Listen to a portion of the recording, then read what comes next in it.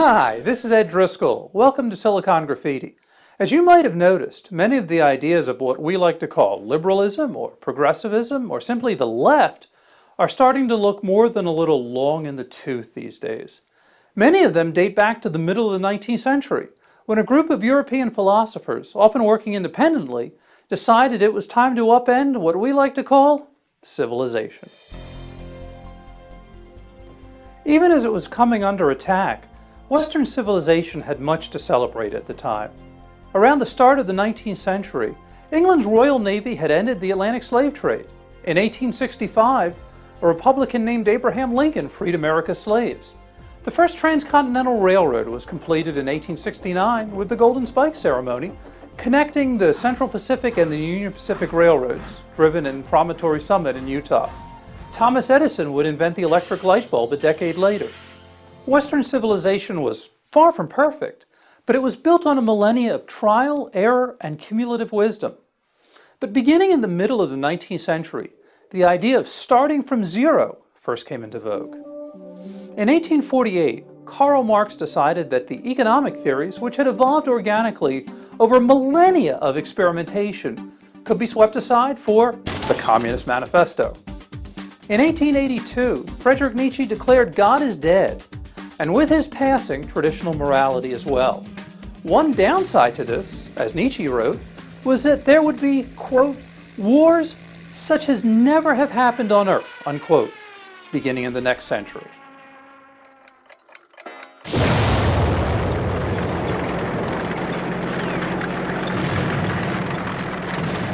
Okay, stop it right here, fellas. Nietzsche was certainly right about that last item regarding wars such as never happened on Earth. And it started pretty early in the 20th century. As Jonah Goldberg wrote in Liberal Fascism, quote, World War I gave birth to all of the horrors of the 20th century.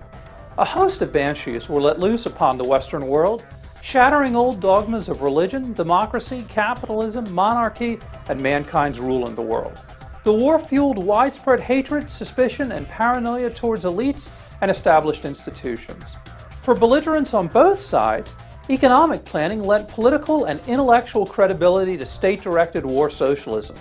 And of course, it led to the enthronement of revolutionaries throughout Europe. Lenin in Russia, Mussolini in Italy, and Hitler in Germany, unquote. By the time it was through, the 20th century would see a plethora of revolutionary empires built on various combinations of the doctrines of Nietzsche, Marx, and other 19th century philosophers. You could almost imagine an award ceremony for the highest body counts racked up by starting from zero.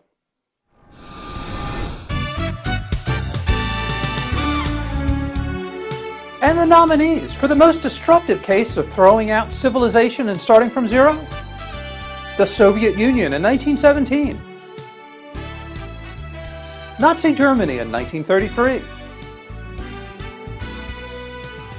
Communist China in 1949.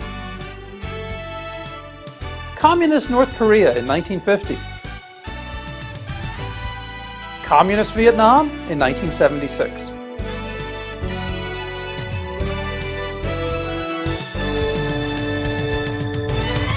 And the winner is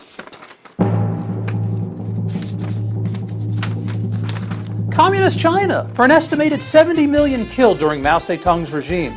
The Soviet Union coming in second with an estimated 60 million, and in third place, Nazi Germany with an estimated 20 million.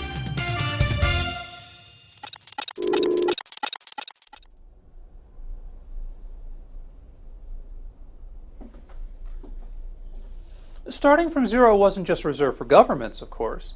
Prior to the Nazis forcing the whole nation of Germany to start from zero in 1933, Germany's socialistic Bauhaus design school of the 1920s decided that art and architecture should start over. In fact, it was the Bauhaus that helped to coin the phrase start from zero, tossing the rules of architecture out the window, as virtually all forms of the arts had been doing since the late 19th and early 20th century.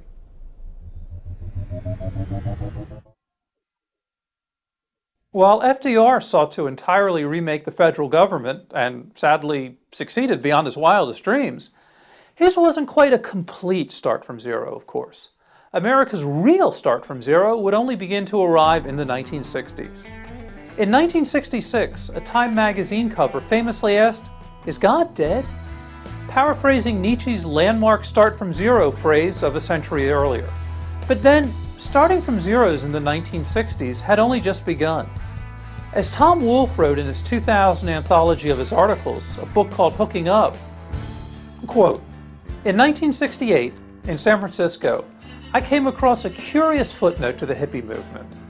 At the Haight-Ashbury Free Clinic, there were doctors treating diseases that no living doctor had ever encountered before.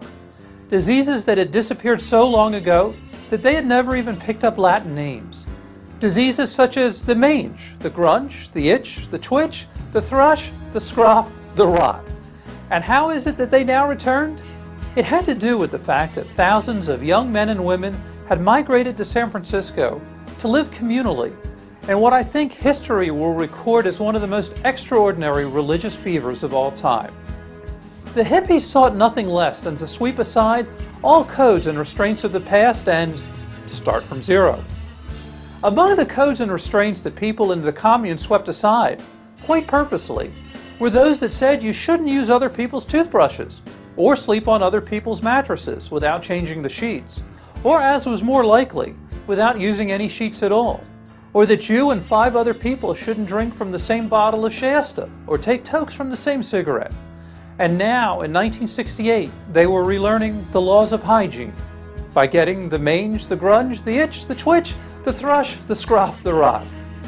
The process, namely the relearning, following a Promethean and unprecedented start from zero, seems to me to be the leitmotif of the 21st century in America." Unquote. But before we can get to what Tom Wolfe dubbed the Great Relearning, we have to first get past the Great Reprimitivization. Which brings us to part 2 of this video, in which we'll watch an older, if not more wiser, certainly a more punitive left, go from starting from zero to attempting to put the toothpaste of man's technological progress back into the tube and return to zero. For Silicon Graffiti, I'm Ed Driscoll.